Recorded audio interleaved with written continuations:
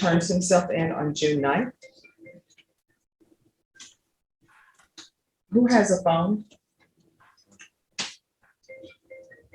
Let's not do that thing where we have a phone and then we look around at somebody else and pretend it's somebody else's phone, like, what? I don't know who the sister is.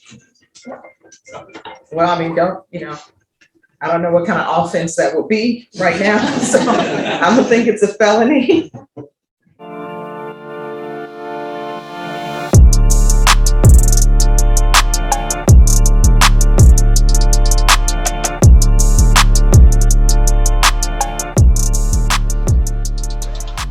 All right, this is 22-17-17 SM, the people versus Thomas Montgomery. Can I get appearances? Matt, please, on behalf of probation. May it please the Honorable Court, Delamugni, P number 85374, here on behalf of Thomas Montgomery. Please say your name for the record. Thomas Montgomery. All right, so we're here today for a probation violation allegation. This is a fourth technical violation, which means you could get the full jail time on this case. At this point, I'm not limited in any way in the amount of jail time you could get. You could get the full 93 days on this, minus whatever you've already served. Do you understand that? Yeah. Yes, Your Honor. All right, the allegation is that you failed to attend Badver's intervention as scheduled and were terminated from the program due to absences. And then there's also the show cause fee assessed in a balance of $435. You understand the allegation against you? Yes. Counsel, did you go over your client's advice of rights form with them?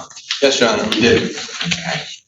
And I have this signed in date advice of rights form here. Yes, that's correct. Okay, so how is your client proceeding with respect to this allegation? So, Your Honor, we would love to accept responsibility for any violation that had occurred, but at this time, I think it's in his best interest to stand mute.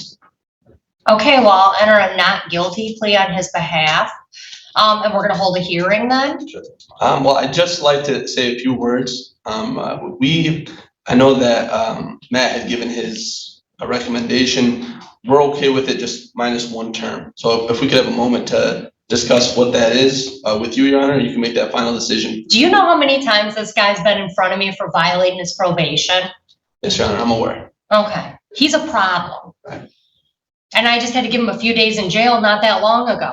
And he will not comply with court orders. Like, quite frankly, before you start allocating on his behalf, I want you to understand, or allocating on his behalf, I want you to understand that I think this is generous. Because if Mr. Keys would have wrote terminate probation, revoke 7694A, and give him 93 days in jail, I would have found that to be an incredibly reasonable recommendation. So I want you to know that before you continue. I think that this is probably about the most lenient recommendation I've ever seen by Mr. Keys. But go ahead.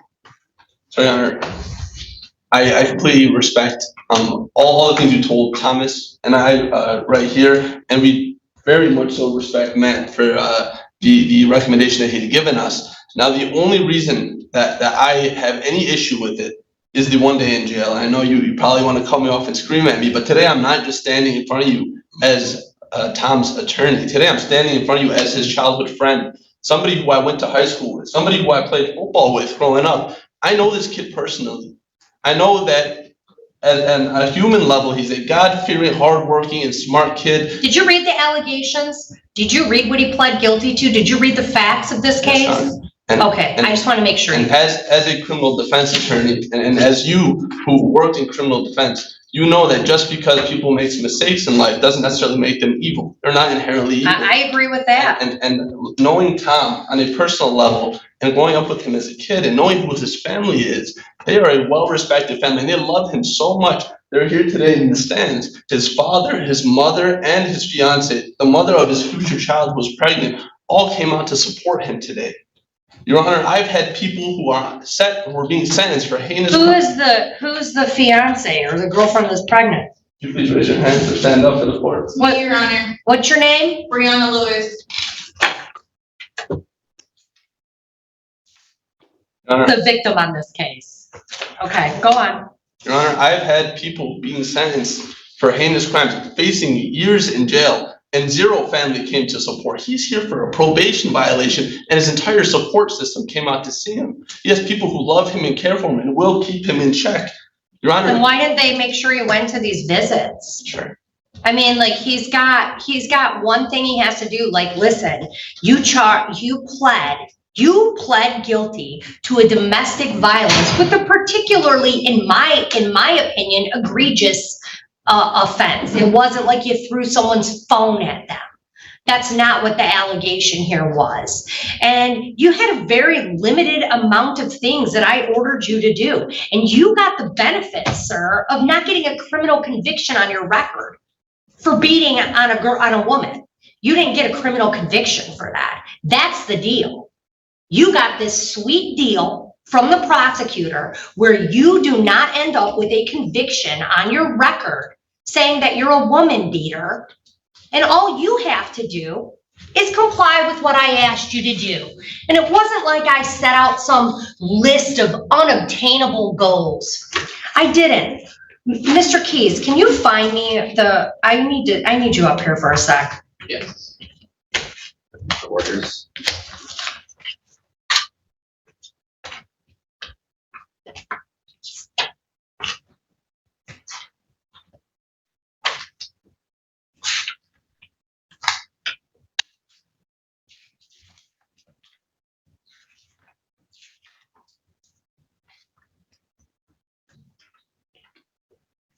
Let's see, you had 12 months of probation. You couldn't use drugs, alcohol, or controlled substances, which you did. You've been violated for that. You weren't to have any assaultive contact with Breonna Lewis. I don't know of any of that. You couldn't have weapons or firearms. You had to keep a job. You had to go for treatment and follow recommendations. You had to, which you were already doing. This was something you were doing outside of what I just said you have to keep doing what you're doing, right? You were already seeing somebody. I said you got to keep going. You got to keep seeing them. You have to go to batterers counseling. You have to do 5 days of community service. You had to get fingerprinted, and you had to comply with the payment plan. So literally, you can't have guns, you can't beat people up, you can't do drugs, continue going to your therapy, and go to this one class and do 5 days of community service. That's what I mandated. Does that sound reasonable to you, counsel? It's completely reasonable. It seems so incredibly reasonable, and he can't do it. He cannot get through this. Yeah. So, I mean, you can keep going, but if he's entering a not guilty plea and we're setting a hearing, the only issue we're discussing is bond. Sure. So then how about this? At this point, we'd like to withdraw that not guilty plea. We'd like to accept responsibility for it, but I would like to continue to sort of help you. Well, if you want to allocate on his behalf, I want to take the plea, Sure. and then you can go on. Okay. But I think I've expressed my frustration with him and his refusal to comply with the most basic of court orders. So, okay, sir, do you understand everything that's going on here today, Mr. Montgomery? Yes. You understand that it's your fourth technical violation, and I could give you up to 93 days in jail. There's a recommendation from probation that I not do that. Do you understand that? Yes. Okay. You understand all of these rights that you went over with your counsel on this advice of rights form? Yes. All right, and did you sign and date the back of it? I did. You understand if you enter a plea of guilty, you're gonna be waiving these hearing rights. There will be no hearing of any kind. Yes. We're not gonna have a hearing. Matt's not gonna testify that he talked to someone over at the batterers intervention place. I mean, we're not gonna call anyone in to testify. Do you understand that? Yes. And you'd be waiving the hearing rights. Your attorney's not gonna cross-examine them. None of that's going to happen. You understand all of that? Yes. How do you plead to the allegation that you failed to attend batterers intervention as scheduled? Guilty. Were you terminated from the program due to absenteeism? Yes. All right, I'm satisfied with the plea. Go ahead, counsel. Your Honor, I first of all, I apologize for riling you up a little bit. But as I was saying The earlier, minute I saw what the violation was, I was riled up because I'm so sick of seeing Mr. Montgomery on the most basic probation violations ever, but go ahead. well, this is going to be the last time you see him. And he promised me that. And typically, I can never come in as an officer of the court. I can never come in and advocate for my client and say that I know that this time is different because I don't know them. This is different. I know Tom. I've known Tom for a long time now. And to see him fall down this road, it's hurting me, but I know it's not him. And he wants to change. And the moment he walked into my office, and the moment he looked me in the eye, he told me, Abdullah, I'm going to be a father. My wife is pregnant. My fiance is pregnant. I'm going to be a father. I want to turn this around for her. He said, I got a job at Avis now. He said, I work 5-6 days a week now. He said, everything I'm doing is for this child that's going to come into this world. He said, I'm on my way to getting health insurance. I'm 26 years old. I'm no longer dependent. I'm about to get my own health insurance. This is for my kid. If I serve any time in jail, I could lose my job, and that kid is going to end up growing without the necessary means. Your Honor, I know you said a whole lot of things today about what he hasn't done, but I'll tell you what he has done. Sure, he's a struggling addict with alcohol and marijuana and other substances that he may not have disclosed to me, but he checked himself into NA and AA. Who does that? Who does that? How many people can walk up to you, Judge, and say, I checked myself and I know I have a problem. I know I'm an addict. Is he going to meetings? I am. He has. Are you logging them? No, I have a sponsor. His name is William Moore. I've been going twice a week to the Salvation Army Center on Warren Road in Dearborn Heights. For meetings? Yes, for NA, and then I go to AA to virtual meetings. Okay, show it to Matt. You're gonna have to start logging your meetings. Okay. All right. So he's checked himself in something that I never see. I have clients that are severely addicted and they refuse to admit they have a problem. For anybody to come forward, regardless of what they've done in the past, and say, I have a problem and I need help, is commendable. And I commend you for that. On top of it, as you stated, he's been meeting with his therapist approximately twice a week. She just gave us a letter. I'm not certain of the gender, but that person has given us a letter, which I have handed over to Matt, stating how far he's come. How far along he's come as a human being and as a person in general, and he's really on the right path. The path back to get on his feet and do the right things. Your Honor, he's completed all of his community service. Like you said, he's missed his DV course, but that ends here. The woman who runs the course told him, this is your last chance, and he said, that's all I want. Just one more chance to prove to myself, to prove to my fiance, to prove to my family, to prove to this court system that I don't want to walk back in here again. I'm going to go to every single course, and that's going to be that. But Your Honor, we beg of you. We beg of you. He made one mistake, and he takes complete. No, okay. All right. I hear you. Right. Listen. Here, is this the log, the absenteeism log? So he's been going to these classes since May. How many did he have to go to, Matt? There's 26. He went the first time. The second week he was absent. The third week was a holiday. The fourth, fifth, sixth, and seventh week he was absent. The fifth week was a holiday, or the next week was a holiday. The next week he was absent. He went to his first class on July 15th, and then he was absent. And then he went to second, third, fourth, and fifth class, and then he was absent, went to sixth class, and then he was absent again. Like, that's not really a good faith effort. This is what I'm going to do. And I cannot be more clear to you, Mr. Montgomery. You're about to be a father. You know what's really bad for kids to learn? That people hit their spouses. Well, how are you going to raise a child when you put your hands on that child's mother? Think about it. You know what you're going to raise? A kid that's a bully and a kid that puts his hands on women. Do you understand that? Do you understand that kids do what they see? So all I want you to do is go to the class I told you to go to. And you're going to go to the class. Because if you don't go to this class and you don't finish this class, you are doing 93 minus whatever days in jail. Period. This is, if I see you one more time and it has to do with you missing these classes, period. That's it.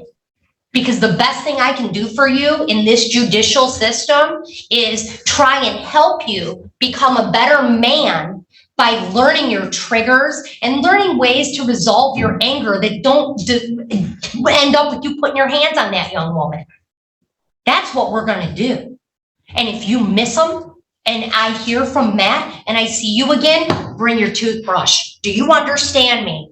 Yes, sir. Don't bring shoelaces.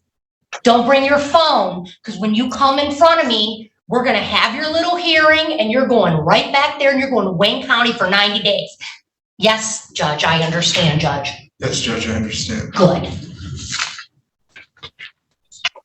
I'm adopting the recommendation. I am proud of you for going to AA and NA. I mean, I think that's wonderful progress, but like, and I appreciate that. I run a treatment court. I think that's very important. But I'm not gonna have you violating these orders when you got the benefit of not getting a conviction on your record. You should be thanking me every time you see me. I do thank you, Your Honor. Keep this. Don't ruin your life.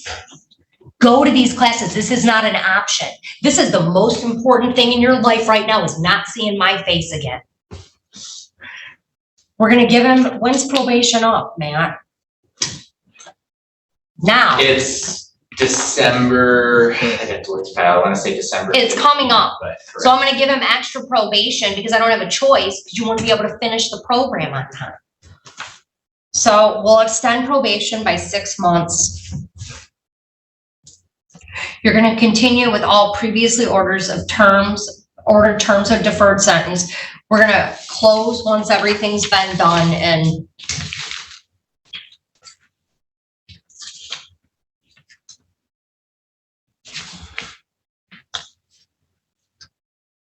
I mean, there has to be some sort of sanction, right? This is all just saying, I'm gonna give you more time to do it, and then I'm gonna let you keep your status. What's the sanction? What's the punishment if he doesn't do a day in jail? Give us community service, Your Honor. How, has he done community service? Did he finish everything he had? he's finished community service. He's got 24 hours of community service to be done within 30 days. That's your day in jail. And if it's not done, Mr. Montgomery, I'm tired of seeing you. If I didn't get that across to you, I don't know what will. I am not trying to be mean to you. I'm trying to make you understand you found yourself in the criminal justice system, and there are expectations that you comply with judges' orders. You're not the boss here. All right, we're all set. Thank you, Your Honor. Yep. Thank you. All right, I see I've got Mr. Goodman and Mr. Duncan back. Did the two of you have a chance to pre-trial?